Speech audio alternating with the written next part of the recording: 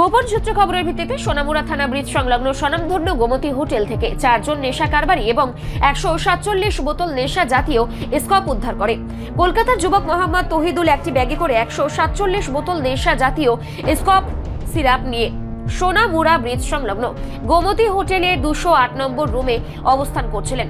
হঠাৎ খবর আসে সোনামুড়া থানার কাছে। তড়িঘড়ি করে সোনামুড়া থানার পুলিশ গোমতী হোটেলের 208 নম্বর কক্ষে অভিযান চালিয়ে ব্যাগ ভর্তি 147 বোতল নেশা জাতীয় স্কপ উদ্ধার করে, যার বাজার মূল্য প্রায় 3 লক্ষ টাকার কাছাকাছি। উদ্ধারকালে হোটেলের থেকে গ্রেপ্তার হয় পশ্চিম বাংলার মোহাম্মদ তহিদুল, সোনামুড়া মধুবন এলাকার ইকবাল আহমেদ, দক্ষিণ বেজি মারার জাহিদ মিয়া ও জাহিদ হোসেন খান নামে বেজি মারার আরো এক যুবক। বর্তমানে সোনামুড়া থানা তাদের বিরুদ্ধে এনডিপিএস মামলা হাতে নিয়েছে। পুরো ঘটনা বিস্তারিতভাবে তুলে ধরেন সোনামুড়া থানার ওসি তাপস দাস।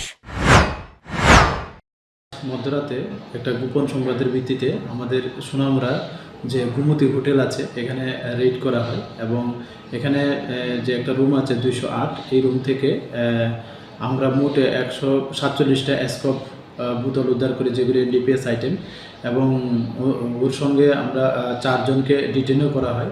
তো একজনের বাড়ি কলকাতা, ওয়েস্ট বেঙ্গল, ওনার নাম হলো এমডি তাহিদুল, বয়স 30 বছর, এবং অন্যজন হলেন ইকবাল আহমেদ, ওনার বয়স 33 বছর, এবং উনি সোনামুড়া থানার অন্তর্গত মধুবনের ওনার বাড়ি, এবং 2 জন হলেন বেজিমারা, আমাদের সোনামুড়া থানার অন্তর্গত। একজন হলো জাহাদ মিয়া, আর বয়স 20, আর অন্যজন হল জাহিদ হোসেন খান। তো আমরা এই নিয়ে আমাদের সোনামুড়া থানাতে একটা এনডিপিএস দ্বারা মামলা নেওয়া হয় এবং আজকে আমরা ওনাদের মামলা আদালতে প্রেরণ করব after observing all legal formalities. আর ওনাদের জিজ্ঞাসাবাদ চলছে এবং ওনাদের জিজ্ঞাসাবাদে আরও অনেক নাম বেরিয়ে আসছে। তো আমরা এগুলি ভেরিফিকেশন করছি এবং ভেরিফাই করে যদি তাদের সত্যতা এবং এভিডেন্সের ভিত্তিতে আমরা অবশ্যই যারা এটার সঙ্গে যুক্ত থাকবে আমরা আইনের আওতায় আনব। Thank you. রিপোর্ট সংবাদ প্রতীক্ষা।